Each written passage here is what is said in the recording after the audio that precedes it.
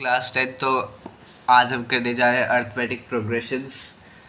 तो arithmetic progressions में एक तो फर्स्ट टर्म होती है किसी भी एपी की, जिसे हमने A1 से डिनोट कर लिया। सेकेंड टर्म यानी A2 कैसे आया? कॉमन डिफरेंस को ऐड सब्ट्रैक्ट करने से आया।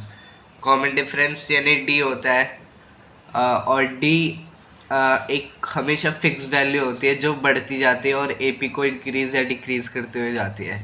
जैसे कि ये एक एपी बन गई A1 A2 A3 A4 A5 और AN nth टर्म तक। अब A1 is the first term of this AP, A5 is the fifth term of this AP and AN is the nth term of this AP. nth term को मतलब जो भी n की value होगी, जैसे कि n की वैल्यू लेट्स सपोज 50 होगी, तो ये जो AN है ये 50वीं टर्म होगी इस एपी की। तो हम इसको ऐसे डिनोट या फिर सिंबलाइज करते बोलते हैं। अब A1 क्या होता है? यानी पहली टर्म में ना कुछ कॉमन डिफरेंस ऐड होता है ना कुछ सब्ट्रैक्ट होता है। तो कॉमन डिफरेंस तो जहाँ से स्टार्ट होती है एपी वही होती है। लेकिन सेकेंड टर्म अगर देखें तो सेकेंड टर्म अगर हमें चाहिए तो पहली टर्म में से हमें कुछ ना कुछ ऐड करना होगा। तो वो क्या करेंगे? हम डी कॉमन डिफरेंस डी को ऐड करेंगे। अगर फर्स्ट टर्म से ए प्लस डी करेंगे तो हमें मिलेगी सेकेंड टर्म। जैसे कि एक ए पे 3 5 7 9 11 and so on.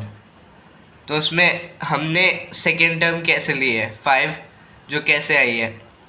First term में से 2 को ऐड किया है तो आया है 5। ये टर्म कैसे आई है? फर्स्ट टर्म और सेकेंड टर्म में से 2 को ऐड किया है तब ये टर्म आई है। ये टर्म कैसे है? इस टर्म में से इस टर्म में 2 ऐड किया है तब आई है। तो वैसे ही एक जनरल फार्मूला बन जाता है कि A3 का फार्मूला A3 थर्ड टर्म कैसे निकलेगी? अब इस टर्म में कॉमन डिफरेंस ऐड कर दे, इस टर्म में कॉमन डिफरेंस डी ऐड करने से हमें ये टर्म मिल जाएगी। तो वैसे ही A3 हो जाएगा A2 प्लस डी। अब यहाँ पे एक फॉर्मूला बन जाता है कि A3 के लिए A3 - 1 into D plus D AN plus N - 1 into D. तो ये वाला फॉर्मूला बन जाता है कि A3 में से एक सब्ट्रैक्ट करो और फिर D जोड़ दो तो हमें वो टर्म मिल जाती है। और इसी फॉर्मूले को हम nth टर्म से डिनोट कर देते हैं इस ऐसे A plus N - 1 into D.